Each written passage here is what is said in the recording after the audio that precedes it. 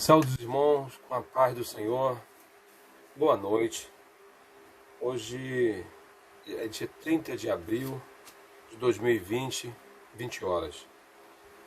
Hoje nós vamos meditar no livro do 2 Samuel, capítulo 6, versículo 12.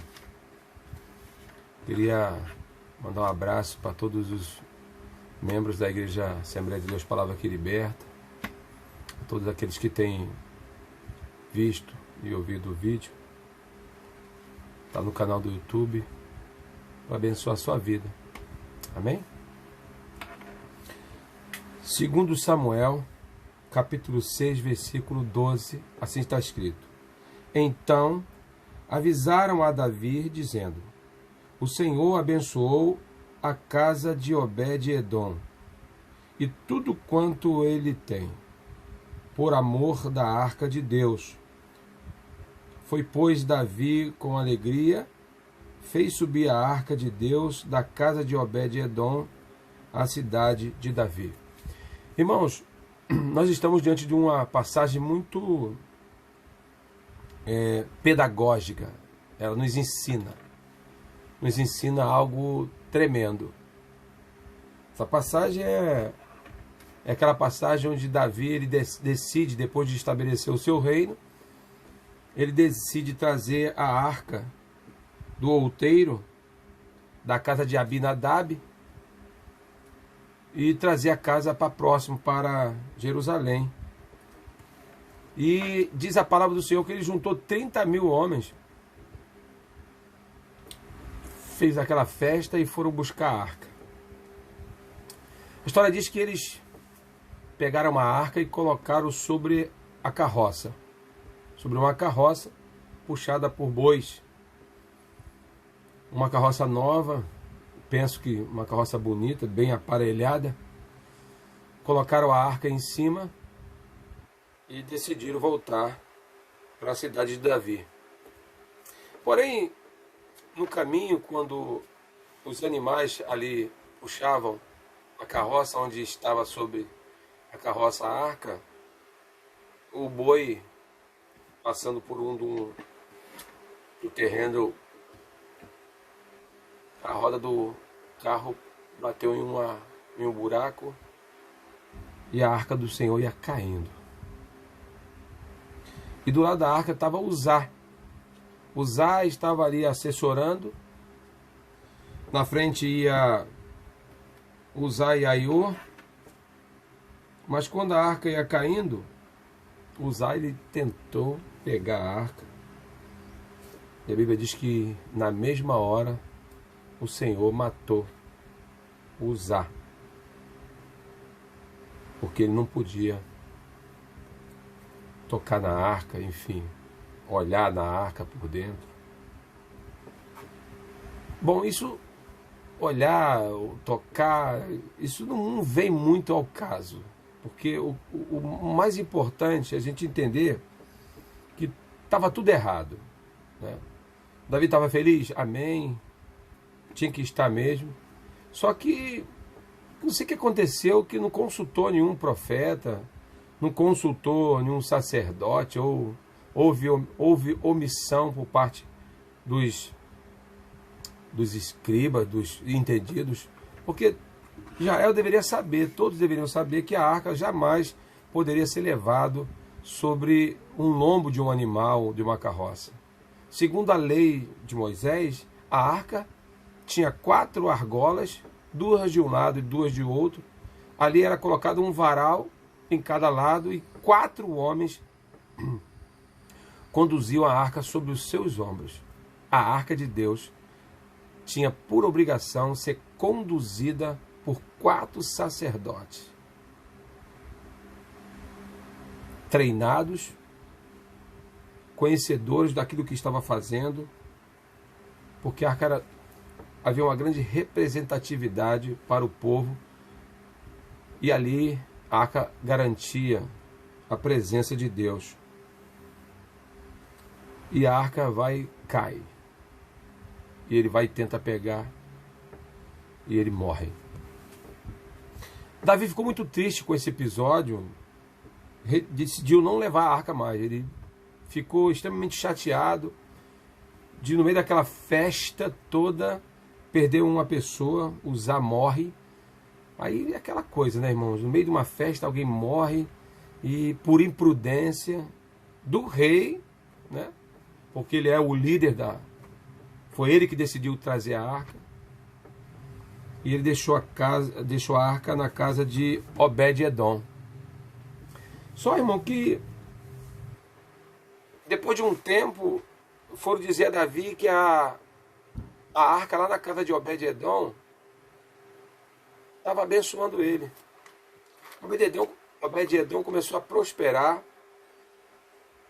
começou a vida mudar.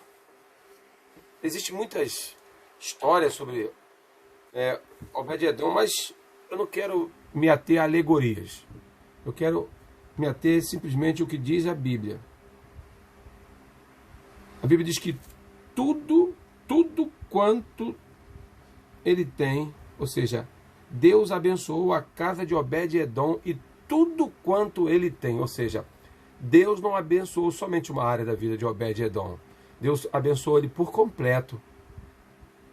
E o que eu entendo assim, trazendo para os dias de hoje, fazendo uma aplicação pessoal? Primeiro que, irmão, a arca representa a presença de Deus. Hoje não há mais arca, não existe arca. Hoje nós somos a arca. Hoje somos a arca de Deus. Deus se manifesta através da nossa vida. E nós temos que saber nos conduzir. Saber se conduzir na presença do Senhor. Quando a gente entende que nós somos arca, que nós somos pessoa que o Senhor se manifesta através de nossa vida, porque isso é algo maravilhoso. Eu sempre digo que como pode nós tão falhos, fracos, e Deus ainda assim nos usa. Então nós temos que glorificar esse Deus e valorizar essa benécia, esse algo maravilhoso que é saber que Deus pode se manifestar em nós. Temos que saber nos conduzir. Temos que saber que o nosso corpo é o lugar por onde Deus se manifesta para outras pessoas, para a nossa vida. E que quando a gente tem ciência disso, o que acontece na nossa vida? Nós somos abençoados, toda a nossa casa é abençoada. Por quê? Porque a presença de Deus está sobre a nossa vida. Eu me recordo sempre que quando Deus ele conversa com Abraão, dizendo que ia destruir Sodoma e Gomorra, Abraão começa a conversar com Deus e ele pergunta: se numa cidade houver 40 pessoas, o Senhor destruiria essa cidade ainda com as 40 pessoas? O Senhor diz que não destruiria por amor às 40. E ele vai falando com o Senhor, chegando ao ponto que Deus diz: se em uma cidade tiver um justo, por amor desse único justo, eu não destruirei a cidade. Entendeu, irmãos? Então, mais uma vez, nós temos que estar justificados, santificados, sabendo que a manifestação de Deus é sobre nossa vida e que nós temos uma grande responsabilidade como povo de Deus, sabendo que quando a gente coloca o pé em algum lugar, aquele lugar torna-se santo, porque Deus habita no nosso coração. Nessa noite, irmãos, nós temos que aprender com Davi o seguinte: não devemos cuidar da arca de qualquer maneira. Ou seja, hoje nós somos o receptáculo, onde Deus ele se manifesta através do Espírito Santo, através de dons, através dos frutos, do fruto. Então que essa noite a gente aprenda. Quando eu digo que é pedagógico, é que a gente tem que aprender. O provérbio diz que o sábio aprende com tolo. Então a gente tem que prestar atenção como nós nos conduzimos. Como conduzimos a nossa vida, como conduzimos o nosso corpo. Porque ele é moradia do Espírito Santo de Deus. Lembrando sempre que não se pode fazer as coisas de Deus de qualquer maneira.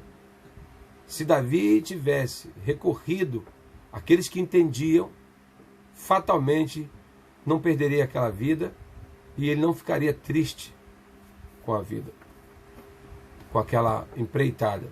Porque a iniciativa de Davi era maravilhosa, porém ele fez a coisa errada. Ele agiu de maneira errada. A intenção dele era boa, mas fez de maneira errada. Quantas pessoas, irmãos, têm perdido coisas, pessoas, porque tem até uma intenção boa, mas faz de maneira errada. Busque um pastor, busque um líder, alguém que tenha mais experiência que você. Admita que sempre terá alguém mais experiente que nós, que Deus coloca para nos ajudar a auxiliar na nossa caminhada.